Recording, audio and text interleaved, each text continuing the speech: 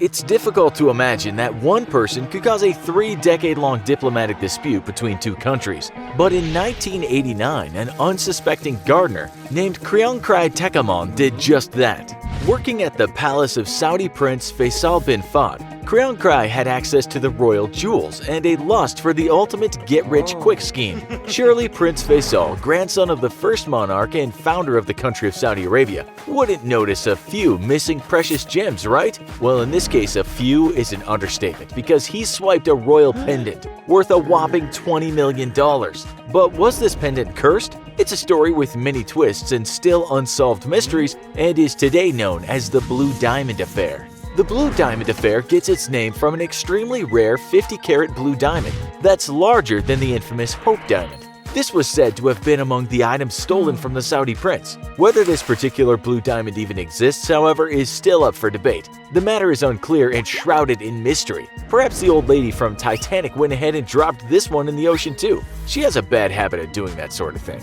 We can't be sure, but we know one thing. No one would want to be caught dead walking around displaying the pendant in plain sight. So it's realistic to assume that this precious treasure would remain hidden by whoever currently has it in their possession. Or it's also possible that the diamond was cut into smaller pieces and distributed. Regardless of what happened to it, some believe the diamond was and still might be cursed. After hearing the full story, we'll let you decipher whether you believe this to be the case. The story goes that the thief responsible, Kriongkrai, stole the prince's jewels by hiding them in a vacuum cleaner bag and then had them shipped to his home country of Thailand, where he made off with what the Washington Post describes as rubies the size of chicken eggs, amongst other expensive gems. He quickly sold them for much less than they were worth before being caught by authorities. His actions caused a major feud between the countries of Saudi Arabia and Thailand, a diplomatic spat still going on to this day. In exchange for a shorter sentence, Kriongkrai cooperated with authorities, releasing the name of the jeweler he sold the stolen items to, a man named Santhi Sitarankan. You'd think this is where the story would naturally conclude, but this is no ordinary heist investigation.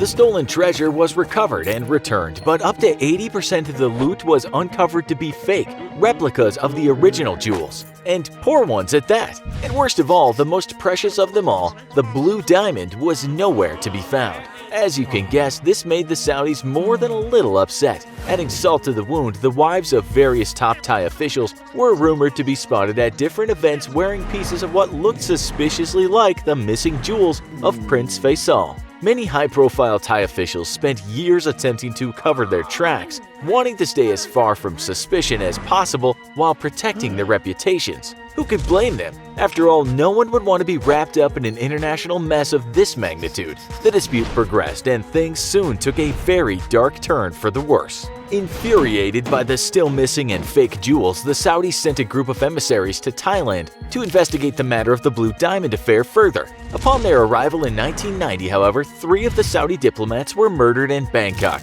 supposedly shot to death. The circumstances of their death were incredibly suspicious and immediately came under intense scrutiny. But the truth about the assassinations was never fully revealed. As if the situation were precarious enough, a 4th Saudi representative and businessman also went missing. It was presumed that he met the same fate, but the story doesn't conclude here. The Thai jeweler, Santhi, who had been sold the treasures by Kriongkrai before his arrest, was also believed to have been responsible for the imitation jewels returned to the Saudis. But he was soon an important witness in this case. Santhi gave authorities the names of those who had purchased the stolen jewels from him. A big mistake, because in 1994 he was kidnapped for 3 days and his wife and son were killed soon after. At the time, Thai police claimed that they had died in a car accident, but the Saudis were unconvinced. They remained suspicious, and by this point, the relationship between Saudi Arabia and Thailand was badly damaged, perhaps beyond reconciliation.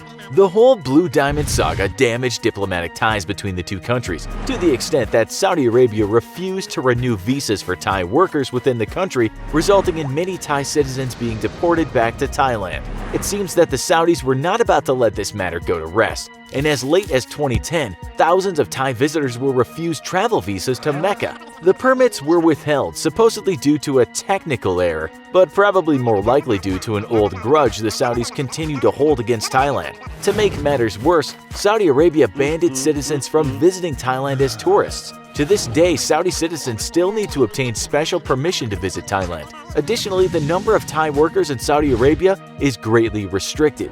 This all in thanks to a jewel thief who tried to get away with what he thought would be a small heist back in 1989. Kriang Kai's sentence ended up being very short, arguably too short. He spent a mere 3 years in prison for his crime, which would seem unjust considering the immense impact his theft had on the two nations. He did, however, have to live out the remainder of his life always looking over his shoulder. He claimed that the blue diamond he stole was cursed, bringing unending misfortune to him and his family. As recently as 2016, Kriang Kai wanted so badly to distance himself from his involvement in the Blue Diamond affair that he decided to retreat and isolate himself as a Buddhist monk. He was quoted by local media as saying, "I'm confident that all my misfortunes are the result of a curse from the Saudi diamond I stole, so I've decided to enter the monkhood for the rest of my life to redeem my bad karma." The former palace gardener's regret cuts so deep that he decided to refrain indefinitely from ever seeing his family again. Is this decision driven by his personal guilt or by his fear of the curse? Does the punishment fit the crime? One could argue that his remorse and/or paranoia is torture enough. What do you think? Whether the blue diamond is actually cursed may never be fully determined, but it could be said that the sequence of dark events throughout this jewel heist gone wrong had something to do with a mythical aspect of the gem.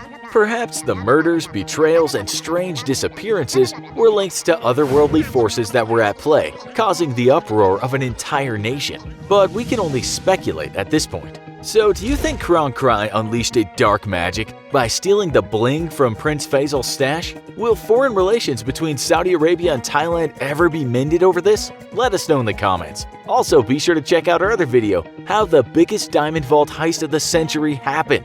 Thanks for watching, and as always, don't forget to like, share, and subscribe. See you next time.